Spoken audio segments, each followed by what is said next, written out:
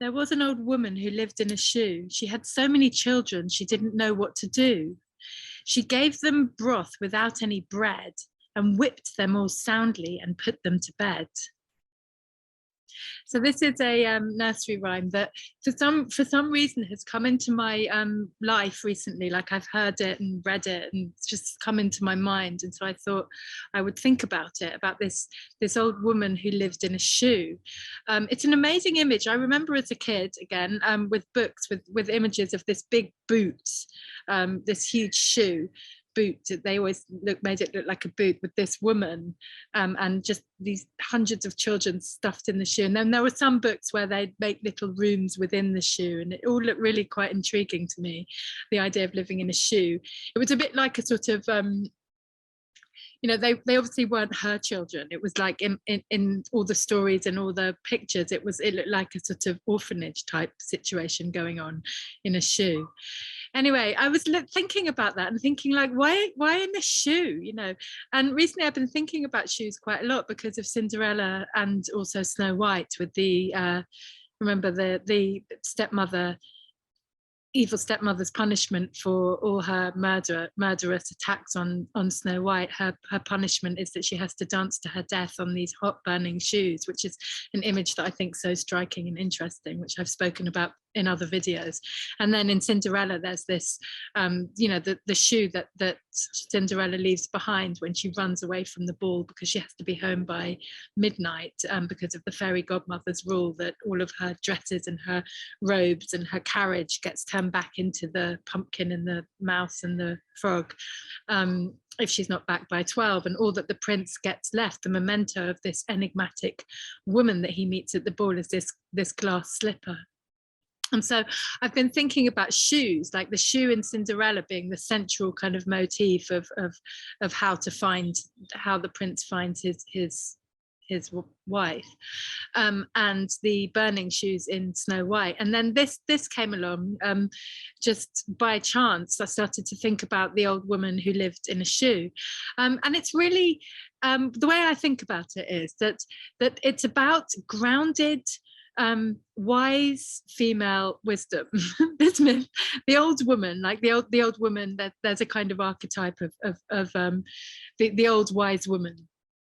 And she's in all of the pictures, I remember her being like a kind of not like witchy in the way that fairy tales present witches in a very extreme way, like, or evil queens. Like, she isn't a stepmothery type figure, the fairy tale figure. She's like an old woman, like just an old woman who's caring for all of these children in this shoe.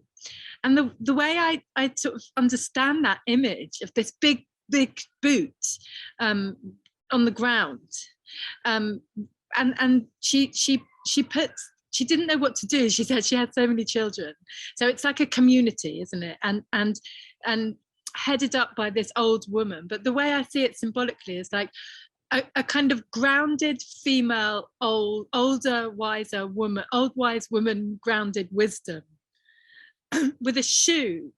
The shoe that I always have been saying in these last videos where shoes come up, it's about stepping on the ground, being grounded, being earthed in your position, being able to stand in your place, to stand in your own right, to take a step, to connect with the earth. That kind of feeling of a shoe, that's what a shoe is. One takes one step forward. So it's a kind of like motif of a sort of subject position, a kind of it's a strong image, the shoe, isn't it? This is the one where they're living inside the shoe. So, you know, it was such a imaginative idea, and children often, you know, are compelled by this. Well, some children, I was definitely compelled by this idea of inside the shoe there being this whole other world. And I just think it's interesting because it's as if it's like a motif or an image which might be quite important for us now to think of. It's almost like a motif of a community, isn't it? A community that's grounded in a shoe, a sort of subject position, organized around an older, wiser woman's knowledge. So she's in charge, this old woman who lived in a shoe.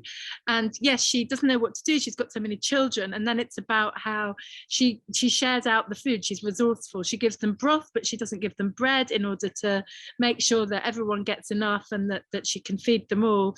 And then she whips them soundly to put them to bed. That makes it sound like whips, you know, it makes it sound like she's a bit strict, but I don't think the old woman in the shoe has got a connotation of being kind of being a kind of a bad, like, scary figure. I think she's seen as, it's not about that. So I think the attention to the detail of, like, she didn't know what to do. She had so many children who lived in a shoe. So she needed to think about how to be resourceful about sharing everything out, broth without bread at this point, in order to make sure everyone eats. And then whips them all soundly to and put them to bed. So it's a way of having a structure, a regime, a way of organizing these many children or people in the community inside the shoe, so that it stays kind of coherent and it works and it doesn't descend into anarchy or chaos.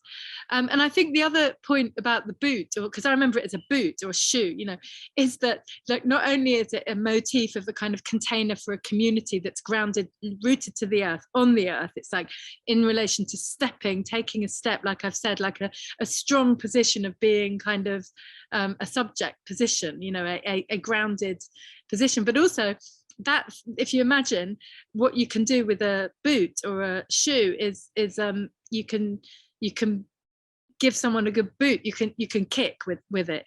So it's like this kind of image of sort of groundedness, but also it can defend itself, you know, this shoe, it can kick out anything which threatens it. It's strong. So I think this old woman who lived in the shoe with so many children, she didn't know what to do. She gave them broth without any bread and whipped them soundly and put them to bed, is a kind of imaginative and quite surreal and benign image of a female grounded wisdom and a community organized around that wisdom. That's how I see the motif, and linked to the earth, because the shoe is, you step onto the earth with your shoe, and linked to being able to defend oneself, because yeah, you can always give any threat, any people that are threatening the community, a big kick with the shoe. But for me, it was like this idea when I was a kid of thinking it would be really cozy inside that shoe with loads of other children, and an old woman who was clearly like in charge and making sure everyone got what they want, food and sleep. So it was quite a sort of simple, good, grounded image of how a community could live. Thanks.